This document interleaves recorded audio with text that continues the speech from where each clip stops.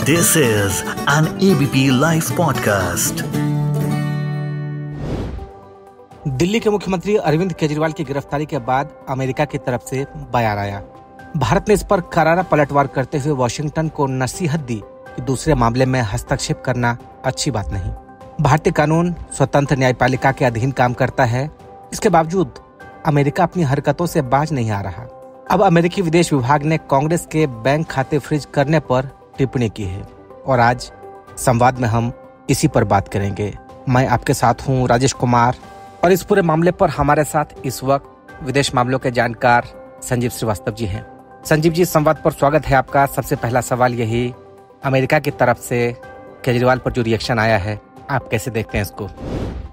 देखिए, United states of America का ये जो रिएक्शन है, ये भारत के आंतरिक मामलों में दखल है और जिसको कि लेकर के भारत ने अमेरिका के एम्बेसी के साथ, अमेरिकन एम्बेसी जो दिल्ली में है, उससे एक कड़ी प्रतिक्रिया व्यक्त की है।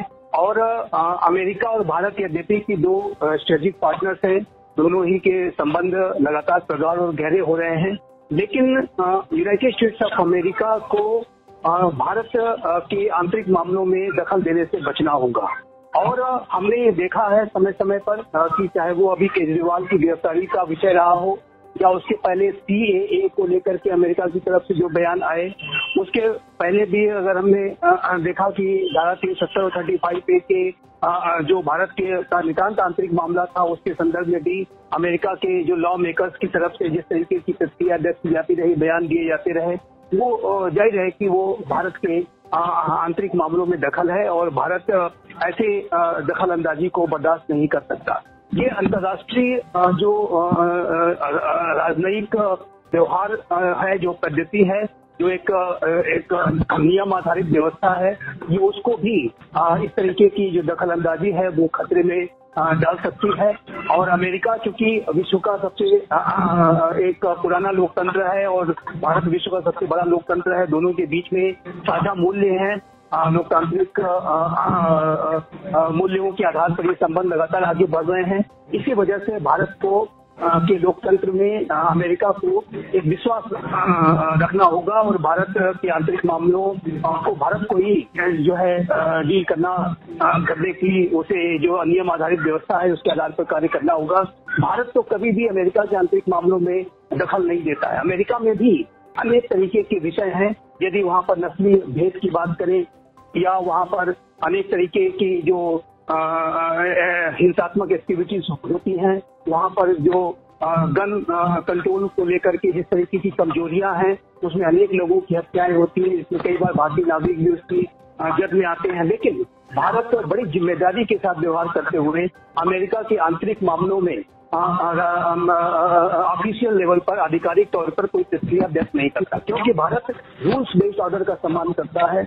जो UN लेड चार्टर एक व्यवस्था बनाई गई थी, उसके तहत भारत इस बात को मानता है कि भारत के राष्ट्रों को एक दूसरे के आंतरिक मामलों में दखल नहीं देना चाहिए। नॉन इंटरफेरेंस की नीति ही भारत की विदेश नीति का एक अभिन्न अंग है और भारत इसका बिल्कुल जिम्मेदारी के साथ पालन करता है। और भारत ये अपेक्षा करता है कि अमेरिका, जो कि लोकतंत्र की दुहाई देता है, लोकतंत्र के मूल्यों को लगातार वो उसके बारे में बातें करता है, उसको चाहिए कि इस लोकतांत्रिक भावना का सम्मान करते हुए कि लोकतांत्रिक राष्ट्र एक दूसरे के मामलों के आंतरिक मामलों में दखल नहीं देंगे, उस आधार पर अमेरिका को अपना व्यवहार करना चाहिए। जाहिर है कि इस तरीके की जो बयान है उसके ऊपर भारत ने कड़ी प्रतिक्रिया व्यक्त की है और उम्मीद की जानी चाहिए कि अमेरिका इससे कुछ सीख लेगा। और भारत, जो कि विश्व का सबसे बड़ा लोकतांत्रिक राष्ट्र है, भारत के लोकतंत्र के बारे में राजेश जी मैं एक बात और कहना चाहता हूँ कि भारत के लोकतंत्र से पूरे विश्व को शिक्षा मिलती रही है। भारत लोकतंत्र की जननी के रूप में भी देखा जा सकता है। लोकतांत्रिक प्रक्रियाएं यहाँ पर वैदिक काल में इसके इनपुट दिखाई देते हैं, इसके बीज वैदिक काल से ही चले आ रहे हैं। और यदि आप आजादी का पूरा संघर्ष देखें भारत का, तो उसमें भारत के राष्ट्रपिता महात्मा गांधी हो, BR अम्बेडकर हो, रविन्द्रनाथ टैगोर हो, अन्य जो बड़े नेताओं ने लोकतंत्र की जड़ों को लगातार गहरा और मजबूत करने का काम किया है।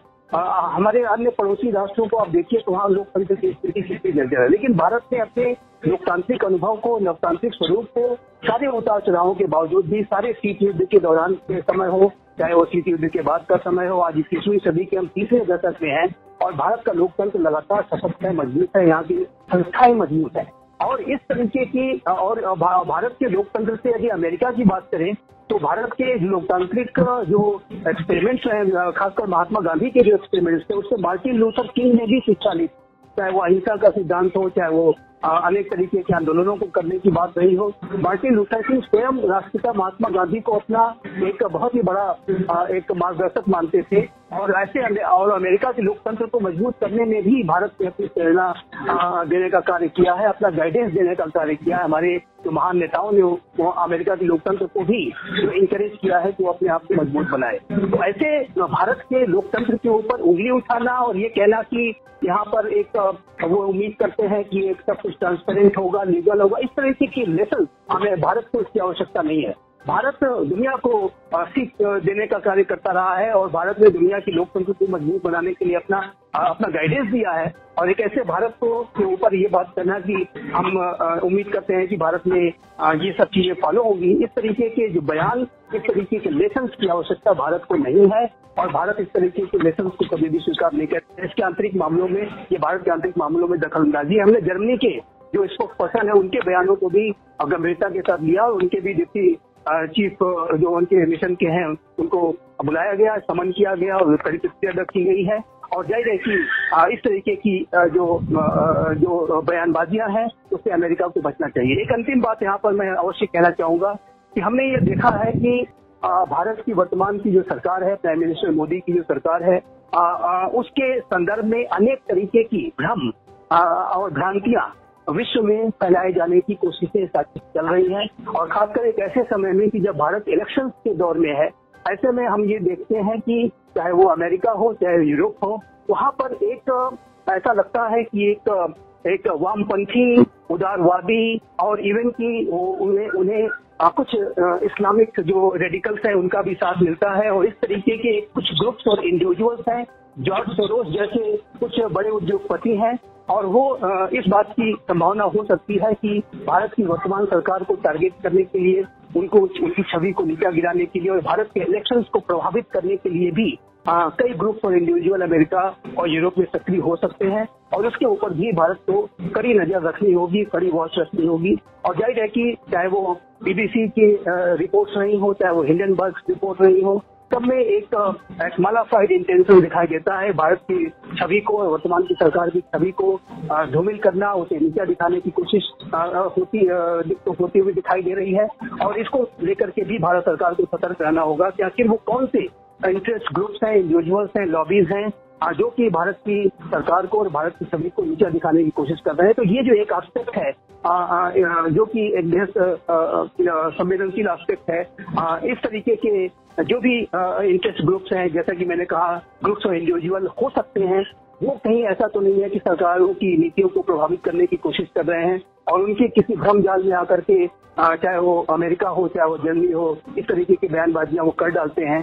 तो ऐसे इस तरीके की जो अंतर्राष्ट्रीय साजिशें भारत की छवि को नीचा दिखाने की और विशेष रूप से प्राइम मिनिस्टर मोदी की छवि को और उनकी सरकार की छवि को नीचा दिखाने की जो कोशिश चल रही है, भारत के इलेक्शंस को प्रभावित करने की जो कोशिश चल रही है, इसके ऊपर भी हमें कड़ी वॉच रखनी होगी और उसको लेकर के भी इसका कड़ा संज्ञान लेते हुए जो भी ऐसे साजिशों को रोकने के लिए कार्रवाई की जा सकती है वो भी की जानी चाहिए।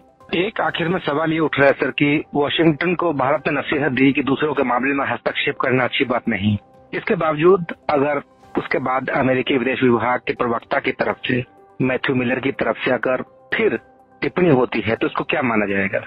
ये निसंदेह ऐसा लगता है कि अमेरिका ने भारत की जो इस संदर्भ में जो आपत्ति थी और भारत की जो भावनाएं हैं उसका उन्होंने सम्मान नहीं किया है, ये बिल्कुल स्पष्ट है।